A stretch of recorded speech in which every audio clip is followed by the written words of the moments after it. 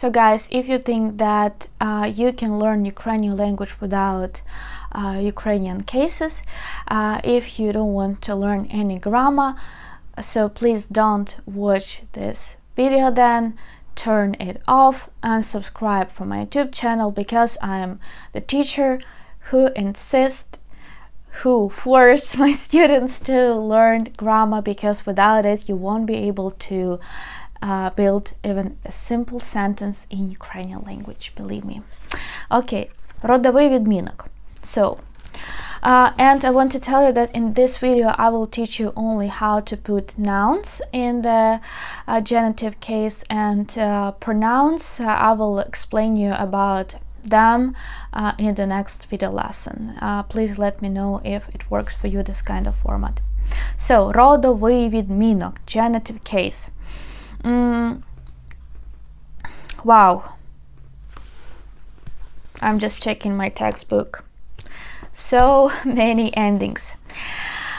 So what you should know, long story short, if you want to learn just the basic things about the genitive case and to know how to put like 80% of words in this case, you just have to remember that masculine gender nouns, they take usually ending a, and feminine gender nouns, they usually take ending y, so you change a into I. And about neuter, you add a if a word ends in o, or ya if it ends in e. So you can just remember this simple endings, and perhaps it will be enough for you if you want just to speak on some very basic things. But if you want to know it better, so let's go deeper into it. So when we have a masculine gender noun and it ends in a consonant, or it has a zero ending, we add a. Чоловік, чоловіка, брат, брата, and so on. If a masculine gender noun ends in yod, we change yod into u. Музей, музею. Soft sign, we change it into ya. Вчитель, вчителя. And what is very tricky and difficult about the genitive case, that some masculine gender nouns, they take ending u or u.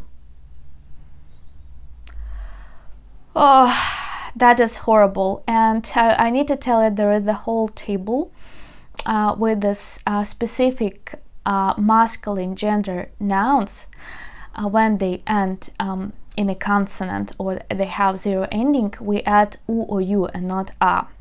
And usually these words, they mean some abstract ideas, space, matter, countries, or weather phenomena. For example, дощ, дощу, вітер, вітру, and so on. So again, more examples, more these exceptions you can find in my textbook Master Ukrainian Cases. So today I'm going to advertise it to you a lot. Так, добре, okay. Neuter. So neuter.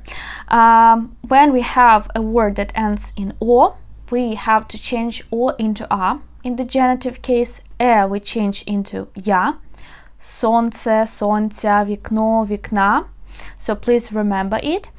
And also we have good news. We don't change endings for neuter nouns that end in ya. And you remember when I taught you the nominative case that when a word ends in ya and it is preceded by double consonant, it belongs to neuter gender. Feminine, I would change into I in most cases. Yeah, I mean cases here, I mean in most situations, yes, in most examples. Жінка, жінки, сестра, сестри, книга, книги, and so on. Soft sign or ya we change into I, земля, землі. І я we change into yi, Марія, Марії, Софія, Софії. And when we have feminine gender nouns that end in a consonant or zero ending, and we also have this kind of nouns, we add e. Зустріч, зустрічі. Okay, that's about the endings of the nouns in the genitive case singular forms. So, as I said, you can just remember the basic endings that you can meet in most of the examples, or I offer you just to learn all these endings. And about exceptions, yes, we have a lot of exceptions here. Now let's check out the endings of the nouns in the genitive case plural. And of course we're going to compare with the nominative plural nouns and learn how to form them and put into the genitive case. So here you can just remember when we talk about masculine and neuter nouns, you can just add ending "-iv" in most examples. And you can just remember it. If you are too lazy and think that grammar is not important, you can do that. So masculine, студенти becomes студентів. "И" we change into "-iv". Музеї, we added here "-iv", I'm sorry, and becomes музеїв. Музеї, музеїв. Вчителі, вчителів. So you can see "-iv" or "-yiv". Neuter. Моря, морів. Again, we have this ending "-iv". Вікна, вікон. Oh, wow. Interesting. Yeah, so here we have this ending "-on". Pay attention. And життя, заняття.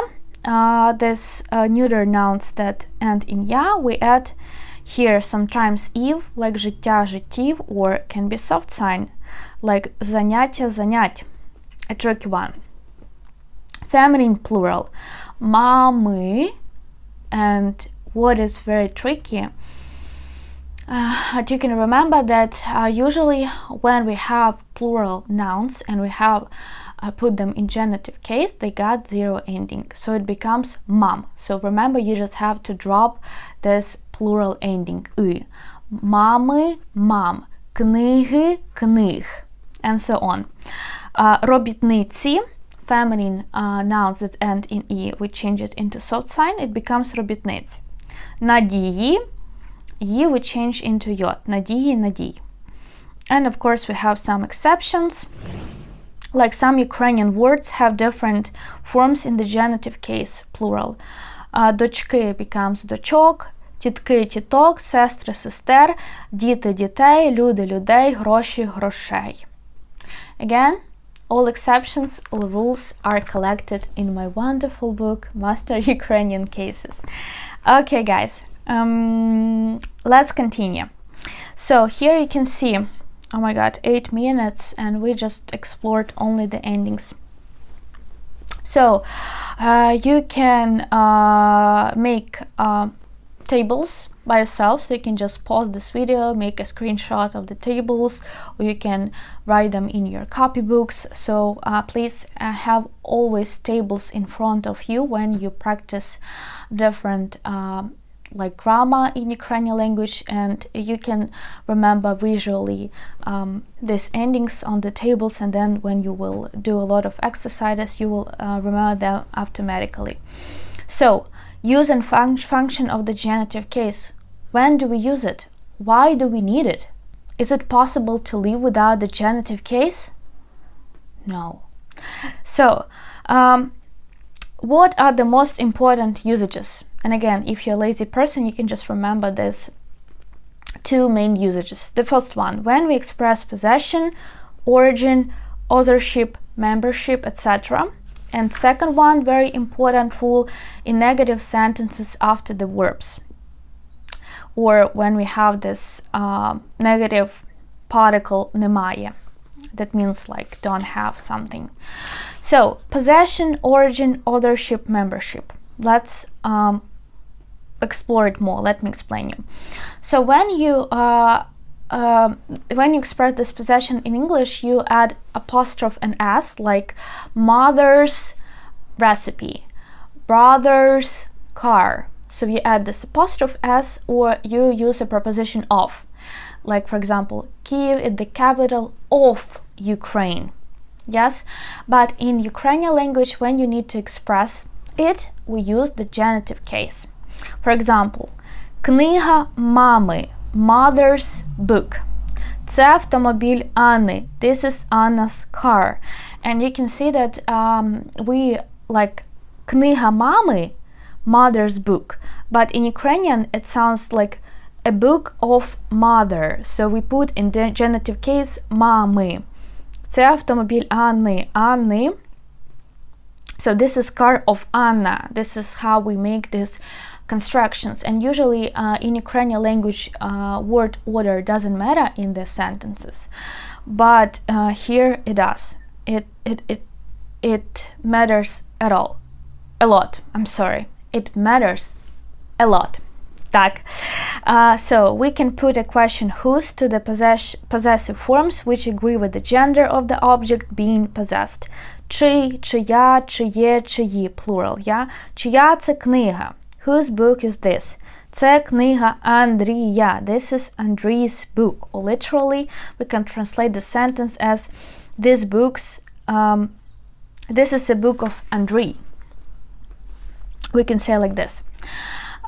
In negative sentences, after the verbs. So when you say, like for example, I want juice.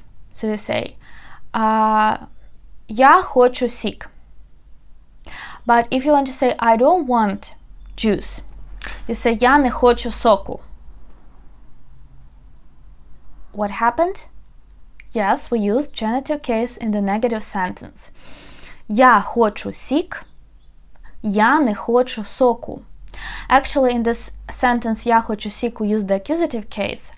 And here it has the same form as the nominative case, сік. So we don't have to change it. And I will explain you the genitive case in the next video lesson after the genitive case.